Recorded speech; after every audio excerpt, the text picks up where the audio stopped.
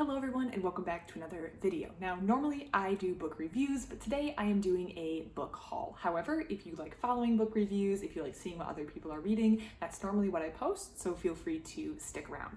Now let's talk about what I got from the library. So this is my library haul, and this is kind of my late summer, early fall library haul. I am anticipating the first part of September to not really be free, like the first half of September to not really be free. I already am going to be quite busy, so I don't think I'm actually going to get a lot of reading done in September. So I wanted to get one last haul for the summer, early fall, read through it, and make sure I have lots of reviews filmed for that time because I'm not really going to be able to do a lot of reading during that time of the year. I know this in advance, so now I have the next 4-ish weeks of August to prepare for that and read through everything that I have. And I went a little crazy, I do have to admit, but we're going to try to get through all of this, and I think I can get through all of this before September hits and I get quite busy, at least for a couple weeks. So let's talk about what I got from the library.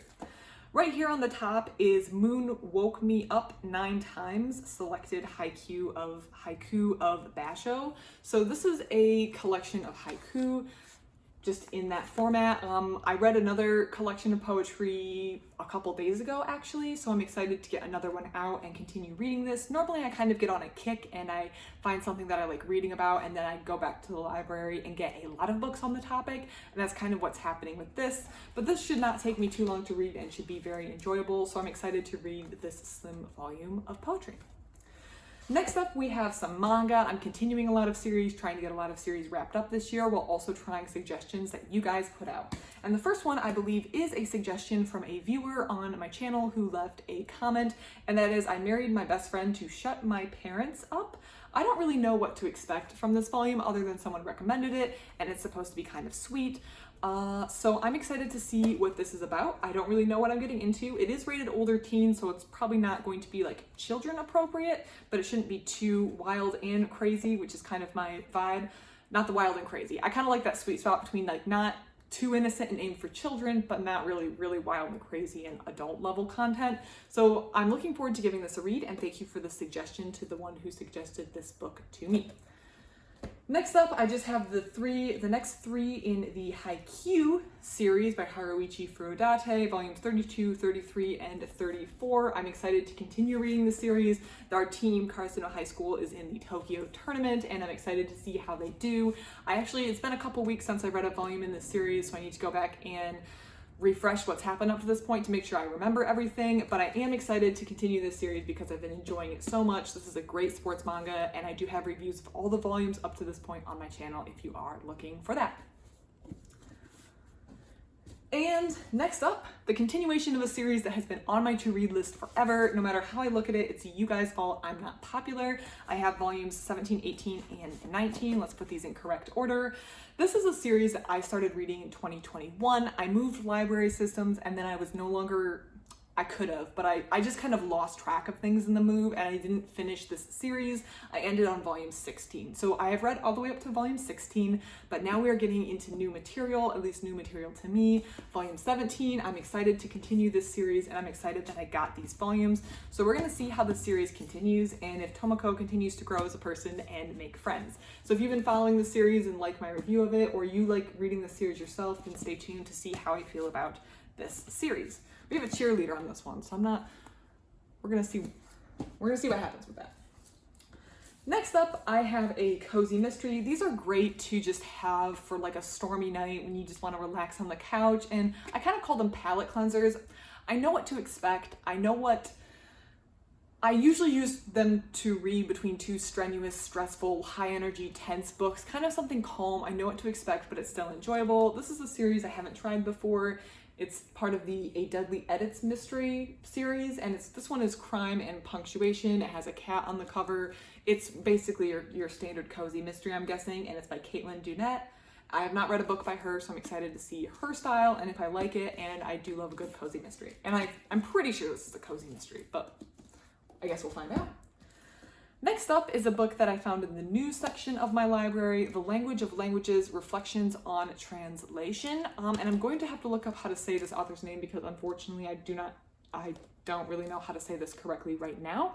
But this is a book about an author who when it says, I'll just read this insert at the beginning, Kenyan writer, and it's this author here, I will have this in the description because I feel bad for not looking up how to say his name in advance, has been, in his own words, a language warrior fighting for indigenous African languages to find the rightful place in the literary world.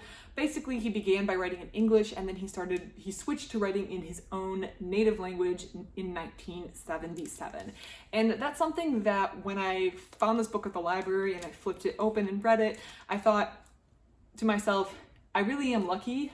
As you can probably tell, I am a native English speaker, so the number of books published in my native language is very, very high. I don't really want for anything that's published in my native language. There's almost always a translation if it's published in a different language, or there will be a translation. There really isn't a problem with getting information or getting books in my language. I say a problem, but there's lots of people publishing in English. There's a lot of people translating books that aren't published in English into English. So I've never really come across, oh, it's difficult for me to find works in my native language, or I'm learning a second language, which is going to give me a number of benefits, including being able to access a lot of material, either online or books or what other kind of material, whatever have you, in a language that's more accessible, like learning English to just be able to access more. And that's something that I don't really have to worry about because I do speak one of the most common languages in the world. So that's something I really haven't thought about, and I'm hoping to get a different perspective on that in this book.